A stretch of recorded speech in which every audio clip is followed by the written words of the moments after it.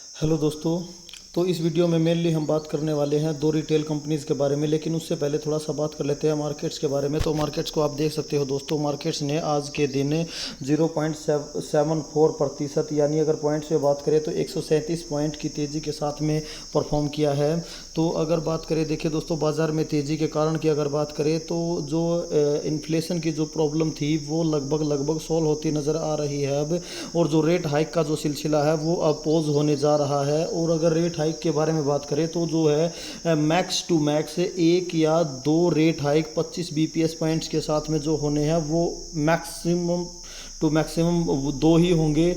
और एक शायद जुलाई में हो और दूसरा पता नहीं होगा या नहीं होगा। तो अब बाज़ार को ये सारी चीज़ें पता चल चुकी हैं कि अब जो है ज़्यादा रेट हाइक बाकी नहीं है, ज़्यादा इन्फ्लेशन की समस्या अब नहीं रही। तो जो है इस वजह से बाज़ार को क्या चाहिए था, बाज़ार को देखिए दोस्तों, इंसान हो या बाज़ार, लास्ट में जाना ऊपर ही है। बाज़ार लगभग जीरो से होता हुआ यहाँ तक 18,000 के लेवल तक पहुँच चुका है। आज की अगर बात की जाए तो बाज़ार ने 18,864 तक का लेवल क्लेम कर दिया था। और अगर ऑल टाइम हाई की बात करें तो बाज़ार का ऑल टाइम हाई 18,887 के आसपास है। यानी अगर बात करें तो वहाँ से तो 23 पॉइंट, मात्र जो है 23 पॉइंट्स ही शॉर्ट रह गया था अपने ऑल टाइम हाई को टच करने में आज। तो वहाँ से फिर प्रॉफिट की बुकिंग आ गई और जो है 18,826 के आसपास जो है मार्केट ने क्लोजिंग दी है। तो देखिए दोस्तों, बाज़ार को एक छोटा सा रीजन ही चाहिए था ऊपर जाने के लिए, वो रीजन मिल चुका है। तो देखिए दोस्तों, जो अब जो है बाहर अगर रेट अच्छा नहीं मिलेगा, बाहर जो इंटरेस्ट रेट है वो अच्छे नहीं मिलेंगे, क्योंकि बाज़ार को पता चल चुका है कि बाहर जो रेट हाइक होना था वो हो चुका है, अब नहीं होगा। तो वो तो बात क्या होगी, वहाँ से जो पैसा है वो बैंक एफडी से, गोल्ड से निकल कर पैसा जो है वो बाज़ार में आएगा। जिस तरह से बाज़ार से निकल कर पैसा बाहर बैंक एफडीज में गया था, क्योंकि वहाँ पर जो है अच्छा इंटरेस्ट रेट लोगों को मिल रहा था बिना कोई रिस्क लिए।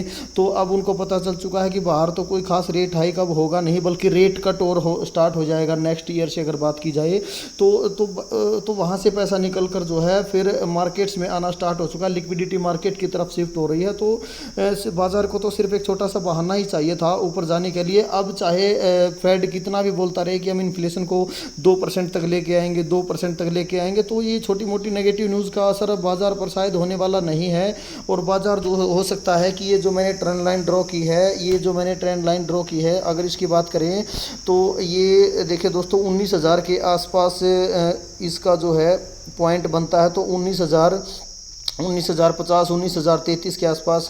तो वैसे देखिए 3 पॉइंट होने चाहिए ट्रेंड लाइन को कंफर्म करने के लिए, इसमें 2 ही पॉइंट्स है। तो मे बी ये ट्रेंड लाइन जो है वैलिड ना हो, लेकिन फिर भी मैंने वैसे ही ड्रॉ कर दी। तो हो सकता है कि 19,000 के आसपास रेजिस्टेंस फेस करे, या हो सकता है कि यहाँ 18,864 से बाज़ार नीचे की तरफ गया है तो यहाँ अब नीचे ही कंसोलिडेट करे कुछ दिन, और कुछ दिन कंसोलिडेट करने के बाद फिर यहाँ से ब्रेकआउट दे। तो कुछ भी हो सकता है, फ्यूचर को हम प्रिडिक्ट नहीं कर सकते। तो चलिए दोस्तों, पहली रिटेल कंपनी का नाम है एवेन्यू सुपरमार्ट यानी डी मार्ट। तो अगर कल की बात करें तो कल इसने 5.77% की तेज़ी के साथ परफॉर्म किया था।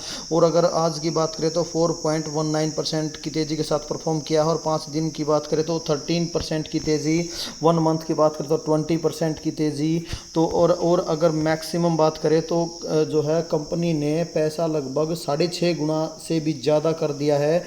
वो भी बात करें मार्च 2017 से अब तक पैसा जो है लगभग 6.5 गुना से भी ज़्यादा इन्वेस्टर को करके दिया है। तो देखिए दोस्तों, ये कंपनी जो है रिटेल सेक्टर की अगर इंडिया की बात करें तो उसमें कंपनी जो है मार्केट की लीडर है। तो अगर रिटेल सेक्टर की हम बात करें दोस्तों, तो रिटेल सेक्टर एक ऐसा सेक्टर है, इसमें जो है पैसा डूबने के चांस लगभग ना के बराबर होते हैं। पैसा बन ही जाता है अगर रिटेल सेक्टर में इन्वेस्टमेंट किया जाए।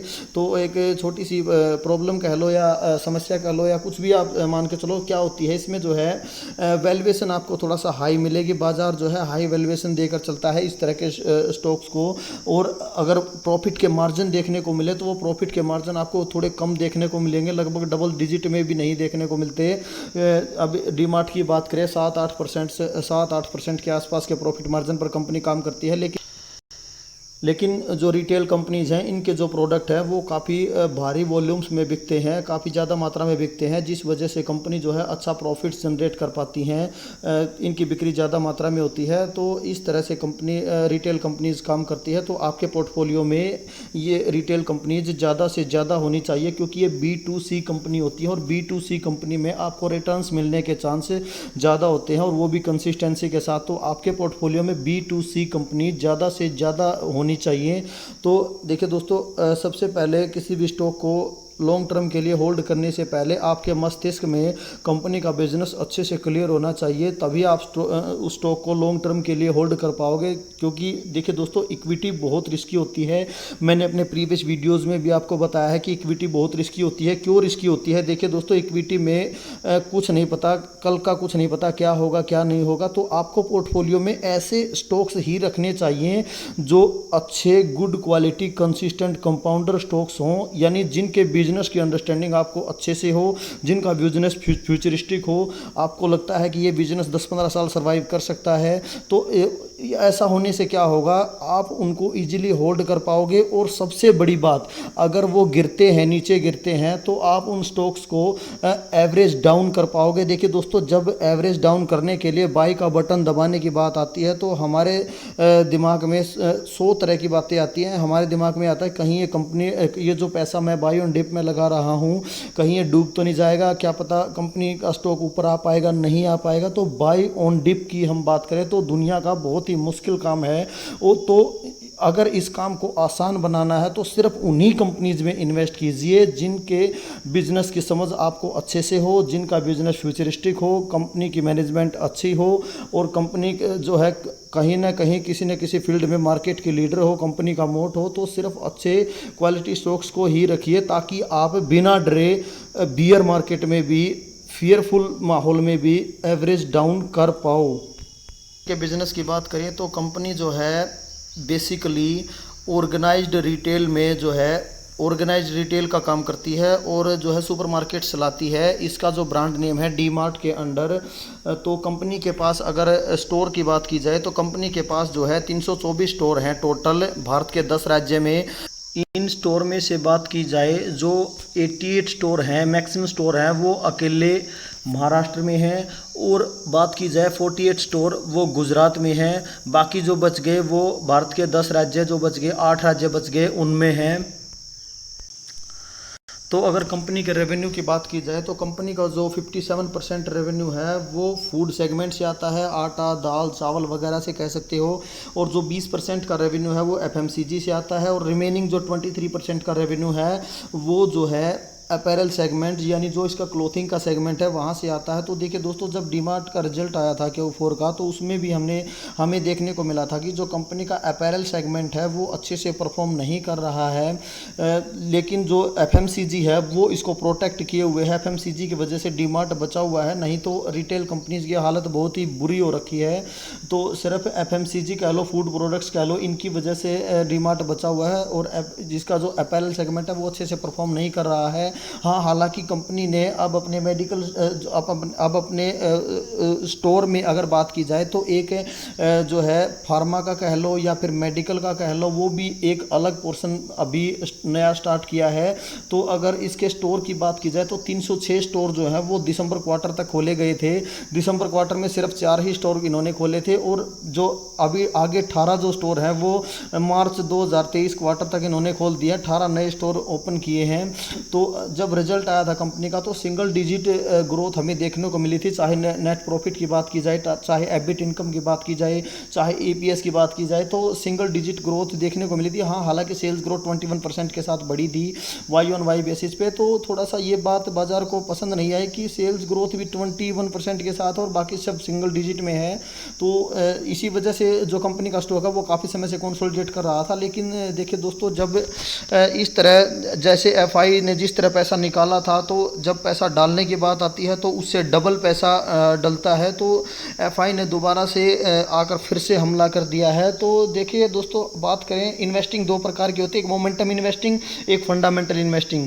तो अगर आपको कंपनी के फंडामेंटल्स की समझ अच्छे से नहीं है, कंपनी के बिजनेस की समझ अच्छे से नहीं है, तो आप क्या करोगे दोस्तों, जो मैक्सिमम रिटेल इन्वेस्टर करते हैं मोमेंटम इन्वेस्टिंग, जब भागता है तब भागती हुई ट्रेन को पकड़ते हैं। जैसे अब ये भाग रहा तो भागती हुई ट्रेन में सारे चढ़ने को तैयार हो जाएंगे, मैक्सिमम रिटेल इन्वेस्टर भागते हुए पकड़ेंगे। लेकिन जब ये ट्रेन प्लेटफॉर्म पर खड़ी थी तो कोई इसमें बैठने के लिए तैयार नहीं था, या यूं कह लीजिए आपको कंपनी के बिजनेस पर भरोसा नहीं था, कंपनी के बिजनेस की अंडरस्टैंडिंग नहीं थी, या फिर कंपनी पर कन्विक्शन नहीं था, तो वहाँ पर हम बाई नहीं कर रहे थे, काफ़ी डरे हुए थे। लेकिन अब भाग रहा है तो हम मोमेंटम इन्वेस्टिंग करने के लिए तैयार हो गए हैं, फंडामेंटल इन्वेस्टिंग के लिए हम तैयार नहीं थे। जबकि फंडामेंटल इन्वेस्टिंग काफ़ी अच्छी होती है, उसमें हमें रिटर्न से मिलने की पॉसिबिलिटी जो है वो काफ़ी ज़्यादा होती है। आपको जो है एफआई की एंट्री से पहले एंट्री लेकर स्टॉक्स में बैठना होता है, ताकि तो एफआई जो है लिक्विडिटी को बाज़ार में वापस लेकर आए, तो ताकि हमें उसका फ़ायदा मिल सके। इसलिए हमें पहले से ही इन्वेस्टमेंट करके बैठ जाना होता है, ना कि मोमेंटम इन्वेस्टिंग की तरफ जो है जब स्टॉक भाग रहा होता है तब भागते हुए स्टॉक को पकड़ा जाए। देखिए दोस्तों, कंपनी को जो है जियो मार्ट कह लो या अमेजन पेंट्री कह लो, इनकी जो है ऑनलाइन सेल की वजह से काफ़ी जो है कंपटीशन फेस करना पड़ रहा है।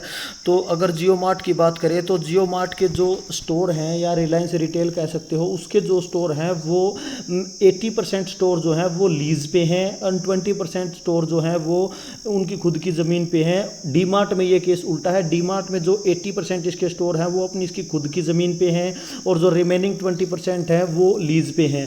तो डीमार्ट में खास बात क्या है, इनको लीज लाइबिलिटी पे नहीं करनी पड़ती, ज़मीन का किराया, रेंट, स्टोर का रेंट पे नहीं करना पड़ता, और वो जो इनकम इनको बचती है, वो जो प्रॉफिट इनको होता है, उसको क्या करती है कंपनी, सीधा अपने जो है कस्टमर को ही पास ऑन कर देती है, जिससे ये अपने प्रोडक्ट में डिस्काउंट अपने कस्टमर को अच्छा दे पाते हैं, और वही सेम क्वालिटी प्रोडक्ट अवेलेबल करवा पाते हैं जो जियो मार्ट में अवेलेबल होगा।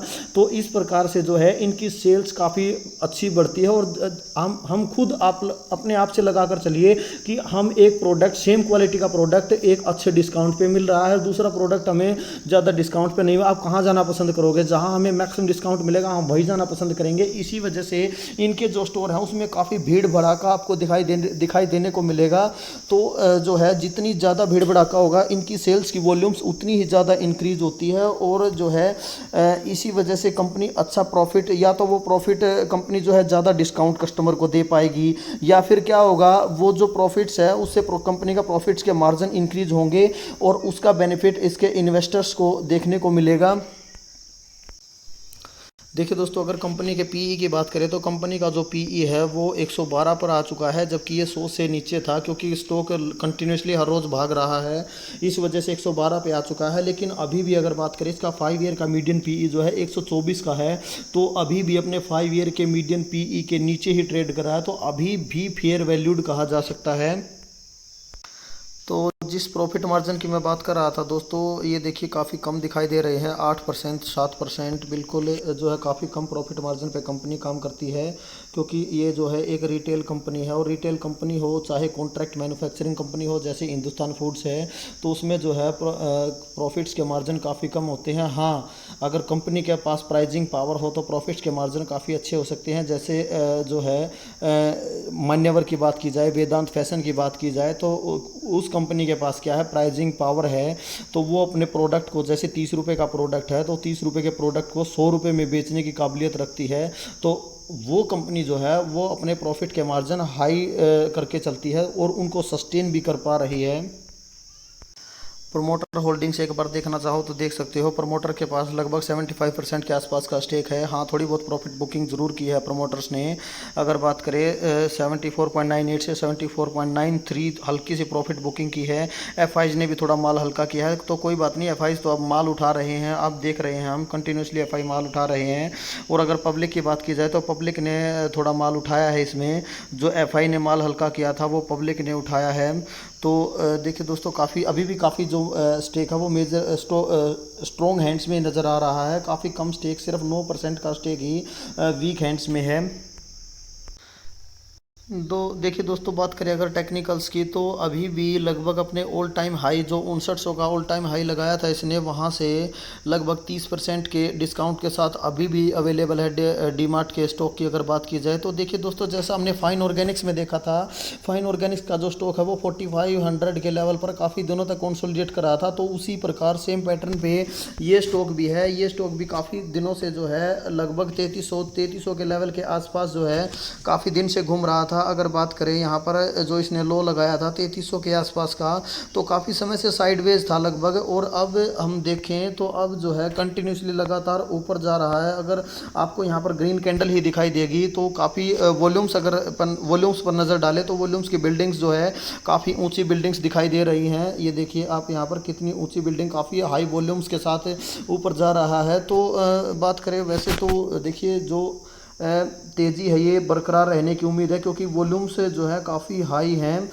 तो अगर बात करें हम तो वैसे तो प्रॉफिट की बुकिंग आई थी 4144 के आसपास, जाकर वापस नीचे गिरा था, 2% के आसपास नीचे गिर गया था। फिर जो है लास्ट मोमेंट में फिर से तेज़ी आई, जिसकी वजह से लगभग आज 4% के आसपास की तेज़ी दिखाई देने को मिली इसमें। तो अगर हम बात करें तो इसका जो नेक्स्ट रेजिस्टेंस लेवल हमें जो दिखाई दे रहा है वो है 4144 तक तो यहाँ गया था। और अगर नेक्स्ट लेवल की हम बात करें तो 4217 के आसपास, 4220 के आसपास का लेवल हमें दिखाई दे रहा है। तो देखिए दोस्तों, हो सकता है कि देखिए मुझे जो पर्सनली लग रहा है वो यही लग रहा है कि 4144 तक ये जा चुका है। अब जो नेक्स्ट वीक है तो यहाँ 4000 के आसपास ही कंसोलिडेट करेगा, क्योंकि देखिए दोस्तों कंपनी का रिजल्ट भी अभी इतना इम्प्रूवमेंट नहीं आई है रिजल्ट में। तो लॉन्ग टर्म में अगर स्टॉक को ऊपर जाना है तो वो सिर्फ कंपनी के अर्निंग्स की वजह से ही जाएगा। ये तो काफ़ी टूटा पड़ा हुआ था, इसलिए एफआईज ने सोचा कि चलो थोड़ा सा इसको ऊपर ले आते हैं 10-12%। जैसे फाइन ऑर्गेनिक को 5000 के लेवल पे ला कर रख दिया है, तो उसी प्रकार इसको 4000 के लेवल पर ला कर रख दिया है। तो ये शॉर्ट टर्म की तेज़ी को देखकर ज़्यादा एक्साइटेड होने की ज़रूरत नहीं है। तो हो सकता है कि ये जो नेक्स्ट क्वार्टर का रिजल्ट है वहाँ तक जो है 4000 के लेवल के आसपास ही कंसोलिडेट करता रहे, क्योंकि मार्केट कंडीशंस की वजह से, मार्केट कंडीशंस ही कुछ ऐसी हो चुकी हैं कि स्टॉक्स में सारे ही स्टॉक्स जो है अपने जो मेजर सपोर्ट था उससे लगभग ऊपर आ चुके हैं। तो सारे ही आपको खरीदोगे थोड़ा थोड़ा महंगे मिलेंगे, क्योंकि वो तो कोई टाइम था, वो काफ़ी अच्छा टाइम था जो है। हाँ, सभी के पास जो है एक टाइम पे पैसा नहीं होता है, अलग अलग टाइम पे पैसा आता है। तो आप ये धीरे धीरे यहाँ पर भी बाई कर सकते हो, कोई प्रॉब्लम नहीं है। 30% के डिस्काउंट के साथ अवेलेबल है अभी भी। तो अगर जिसके पास एक भी स्टॉक नहीं है वो आराम से यहाँ बाई कर सकते हो। फिर थोड़ा बहुत गिरता है तो उसको एवरेज डाउन करते जाना। अगर मेरी पर्सनली बात की जाए तो मेरे पास ये 4274 के प्राइस पर अवेलेबल है। तो मैं भी खुद एवरेज डाउन करना चाहता था, लेकिन मैं भी जो है आप लोगों की तरह वेट कर रहा था कि मुझे लग रहा था कि अभी नहीं भागेगा, अभी नहीं भागेगा, लेकिन भाग गया। जब देखिए दोस्तों, जब तेज़ी आती है तो ऐसी तूफ़ानी तेज़ी आती है कि आप पता ही नहीं चलता, पलक झपकते ही स्टॉक कब हाथ से निकल जाता है। तो यही कारण है कि हमें जो है कंपनी के बिजनेस को अच्छी तरह, कंपनी के फंडामेंटल्स को अच्छी तरह समझकर फंडामेंटल इन्वेस्टिंग पर फोकस करना चाहिए, ना कि मोमेंटम इन्वेस्टिंग पर। तो अगर अब मैं बाई ऑन डिप करता हूँ तो मुझे थोड़ा सा महंगा खरीदना पड़ेगा। अगर मैं पहले से ही इसमें अपनी अच्छी होल्डिंग्स बनाकर बैठ जाता तो अब मुझे बाई नहीं करना पड़ता। तो हमें वही स्टॉक्स अपने पोर्टफोलियो में रखने चाहिए जिसके बिजनेस की समझ हमें अच्छे से हो, चाहे कैसी भी कंडीशन हो, कितना भी फियर हो, हम उसको जो है इजीली एवरेज डाउन कर पाएँ, ताकि हमें इस तरह की मोमेंटम इन्वेस्टिंग ना करनी पड़े, स्टॉक को महंगे में ना खरीदना पड़े। एफआईज के एंट्री लेने से पहले हम स्टॉक में एंट्री लें, एफआई उसके बाद एंटर करें, तो हमें काफ़ी अच्छे प्रॉफिट्स देखने को मिलेंगे। तो चलिए दोस्तों, बातों ही बातों में वीडियो काफ़ी लंबा बन चुका है। तो जो सेकंड रिटेल कंपनी है उसको मैं कवर करता हूं अभी सेकंड वीडियो में। तो फर्स्ट वीडियो में जो है ये first retail company D mart को हमने कवर किया, तो सेकंड वीडियो में सेकंड कंपनी को कवर करेंगे। तो ओके, थैंक यू दोस्तों।